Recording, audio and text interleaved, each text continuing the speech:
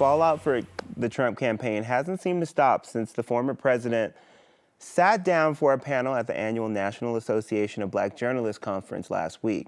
Trump is facing backlash for several comments, but mainly the ones he made when questioning Vice President Kamala Harris's blackness. I don't know, is she Indian or is she black? She has always identified as a black woman. She went to a historically black college. I respect either one, but she obviously doesn't, because she was Indian all the way, and then all of a sudden she made a turn and she became a black person. Just to be clear, sir.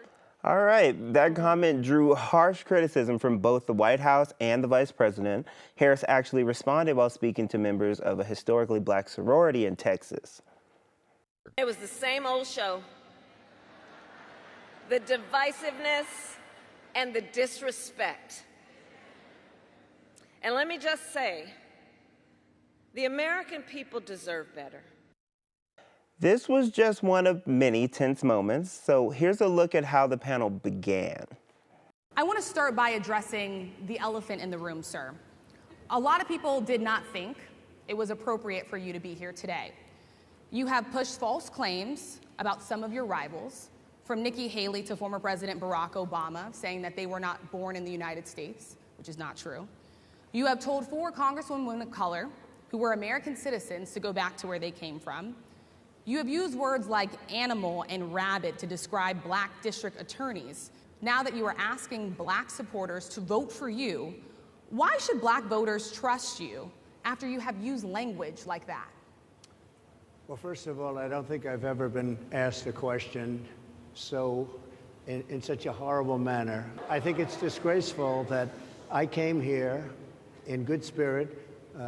I love the black population of this country. I've done so much for the black population of this country.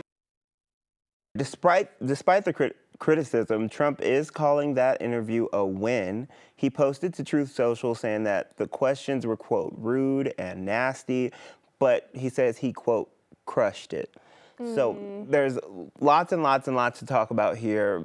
First, I would love to say, well, to his point, he said he was invited there, and I do believe if you're inviting someone to be a part of your panel, you should be respectful. For sure, you don't have to agree with what they're saying, but you should be respectful. So yes, I'm going to say that now. Two, from what I watched, I didn't see anything disrespectful happening. Absolutely not. I feel like you're a presidential candidate, and like we're not necessarily there for niceties. We're here to get answers, and I feel like that should be expected, especially for someone who's already spent a term in the White House.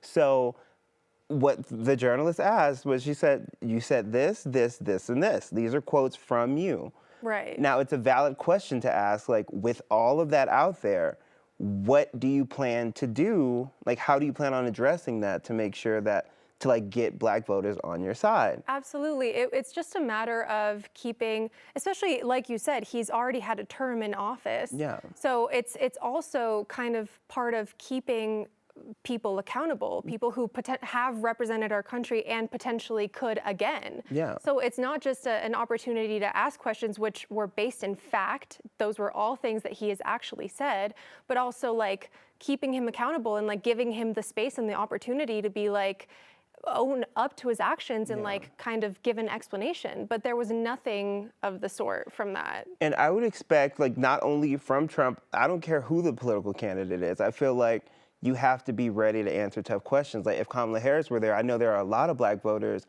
who aren't necessarily too excited about her because of during her time as a prosecutor, she incarcerated many black men, and like I don't know, but I imagine black journalists would want to ask about that. Absolutely. And you have to take accountability for that, because I feel like I'm not a political expert, but I am a voter, I'm a citizen.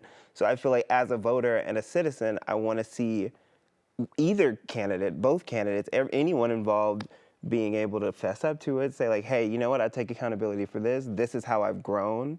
I'm so happy to forgive somebody if they put in work and action and, you know, say like, listen, like I may have done this in the past, but you know what, this is what I'm doing to fix that. I was wrong, this is what I'm doing to fix that, and this is what I'm gonna do to get your vote. Right, And but to say that was rude is just like completely I don't know. It's just kind of like a cop out. Yeah, it was like he was avoiding like, yeah, I said those answering the things, question. but how dare you say that? How dare you hold me accountable? It's so rude, so nasty. You invited me here. Actually, you were an hour late. I was like, that is not what I asked you, sir. I thought you were going to play one of those sound bites of him.